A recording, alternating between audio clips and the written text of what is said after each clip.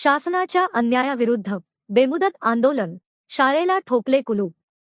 जिल्हा परिषद प्राथमिक शाळा सिंदेवाही क्रमांक 1 या शाळेच्या इमारतीचे बांधकाम सन 1895 ची असून आज 129 वर्ष पूर्ण झालेत, परंतु आजपर्यंत या इमारतीला डागडुजी सुद्धा केली गेली नाही।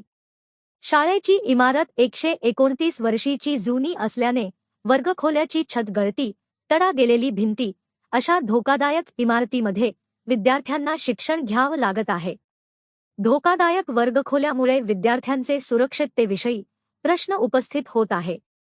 त्यामुळे धोकादायक इमारत निर्लेखित करून सर्व सुविधायुक्त सुसज्ज इमारत बांधकाम करण्यास भरीव निधी उपलब्ध करून देण्यात यावे, यासंदर्भात मुख्यमंत्री पासून संबंधित शासकीय प्रशासकीय अधिकाऱ्यांना शाळा निर्लेखन व नवीन इमारतीकरिता अनेकदा पत्र व्यवहार झाले, परंतु यांचेकडून कोणतीही कार्यवाही झाल्याने शेवटी शाळा बंद आंदोलनाबाबत दोनदा पत्र व्यवहार केला, परंतु शासनाकडून कोणत्याही प्रकारची प्रतिक्रिया आली नसल्याने विद्यार्थ्यांच्या सुरक्षेसाठी शाळा व्यवस्थापन समितीला नाईलाजास्तव बेमुदत शाळा बंद आंदोलनाचा मार्ग पत्करावा लागला आहे, अशी माहिती शाळा व्यवस्थापन समितीचे अध्यक्ष यांनी दिली आहे।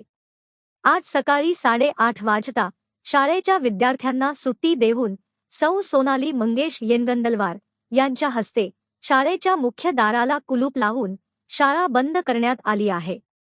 शाळा बंद आंदोलन मागण्या पूर्ण होईपर्यंत असणार आहे। प्रतिनिधी अमान कुरेशी, न्यूज 24, आपकी आवाज। जिल्हा परिषद उच्च प्राथमिक शाळा सिंदेवाही क्रमांक 1 शाळेची इमारतीचा बांधकाम जवळपास 1895 वर्षी करण्यात आला, परंतु त्यानंतर ह्या शाळेला कोणत्याही प्रकारे डागडुजी न करता, शाळेची कोणतीही दुरुस्ती न करता त्या स्थितीत शाळेतील विद्यार्थ्यांना शिक्षण प्रशासन इथे देत आहे। ह्या संदर्भात आम्ही मागील 2 वर्षापासून पाठपुरावा केला की शाळेची जी इमारत आहे ते जुनी इमारत आहे, भेगा गेलेली इमारत आहे, पडण्याच्या स्थितीमध्ये आहे, काही अर्धी जी इमारत आहे ते पडलेली आहे। अशा स्थितीमध्ये मुलांच्या जीवितास धोका होऊ शकतो आणि त्यांच्या जीवाचा प्रश्न निर्माण होऊ शकतो।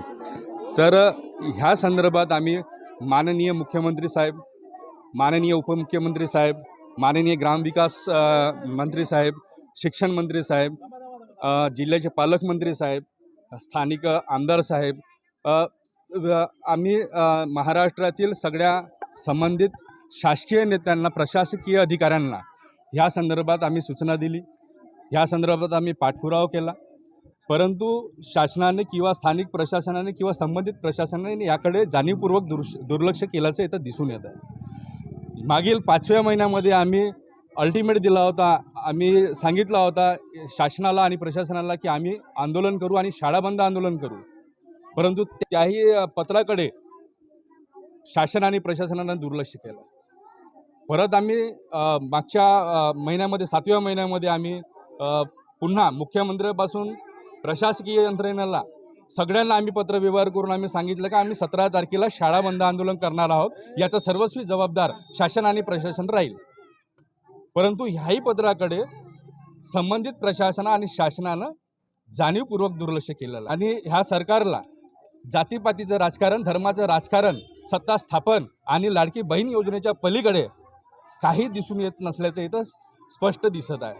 आज त्याच आम्ही शासनाला आम्ही जाब विचारतो की तुमचे लाडकी बहिणीसाठी जर तुम्ही इतकं काही केलं तर तुमचे लाडके भाची इथे ह्या शाळेमध्ये नाही शिकत का? शिक्षणाविषयी तुम्हाला बोलता येत नाही का? शिक्षणासाठी तुम्हाला मुद्दे ठेवता येत नाही का? शिक्षणासाठी तुम्हाला निधी देता येत नाही का? आज 1895 ची इमारत असताना सुद्धा ह्या ठिकाणी इतक्या वर्षांमध्ये शाळेच्या नवीन इमारतीचं नियोजन करण्यासाठी तुमच्याकडे कधी निधीच उपलब्ध झाला नाही का? की तुम्हाला करायचंच नव्हतं आणि खाजगी शाळांना प्राधान्य द्यायचं होतं? हा सगळ्यात मोठा इथे प्रश्न आहे। मी प्रसार माध्यमातून मी शासनाला आवाहन करतो की येत्या 2 दिवसात जर तुम्ही आमचे प्रश्न मार्गी लावले नाहीत तर माननीय मुख्यमंत्री साहेब तुमचा प्रतिकात्मक पुतळा याच ठिकाणी आम्ही जाळू, हे तुम्ही लक्षात ठेवा। आम्ही प्रशासनाला वारंवार सूचना करूनही प्रशासनाला जाग आलेली नाही, करिता कालच्या या वादळी वारा पावसामध्ये मुलांच्या भविष्य अजून धोक्यात आलेला होता.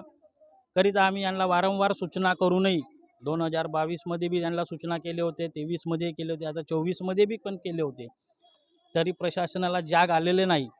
करिता आज आम्ही सर्व पालक शाळा समिती आणि पूर्ण गाव समिती धरून या शाळेला आज आम्ही कुलूप ठोकला आंदोलन केलं आहे. या 2 दिवसात याचा जर निकाल लागला नाही तर बेमुदत ही शाळा बंद होईल. शासनाला एकच विनंती आहे माझी, मी लाडकी बहीण तुमची. या वर्षी मुलांना शाळेमध्ये गणवेश देण्यात आलेला नाही, तरी सुद्धा मुलांनी जो जुना गणवेश होता तोच गणवेश घालून शाळेत आले. शासनाला एकच विनंती आहे, शाळा बंद न ठेवता जे काही आहे ते 2 दिवसामध्ये निर्णय घ्यावा, नाहीतर आंदोलन ते. जिल्हा परिषद शाळा म्हणजे सामान्य माणसाचा एक अविभाज्य भाग आहे. शाळा म्हणजे माणसाच्या किंवा सगळ्या सामान्य माणसाचा एक जिव्हाळ्याचा प्रश्न आहे. परंतु शासन किंवा कोणतीही प्रशासकीय व्यक्ती हा सामान्य शाळाकडे किंवा जिल्हा परिषद शाळांकडे लक्ष देत नाही, कारण त्यांचे मुलं इथे शिकत नाही. परंतु सामान्य माणसाचे मुलं ह्या शाळेमध्ये शिकतात. पण त्यांचे मुलं जर इथे बसवले आपण तर ते बसवणार नाही, कारण कुठे शाळेचे खिपलं पडत आहेत, भीती पडत आहेत. परंतु अजिबात शाळेकडे प्रशासनाचे लक्ष नाही.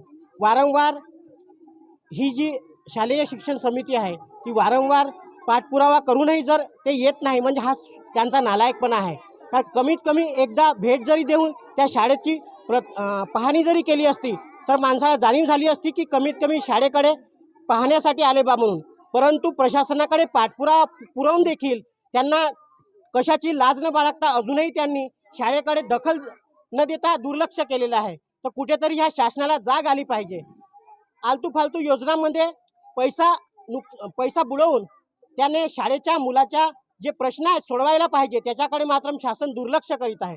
आज हे मुलं जर अशा प्रकारच्या शाळेमध्ये शिकत असतील आणि चुकीनं जर कोणती दुर्घटना झाली तर शासन भरून देणार आहे का?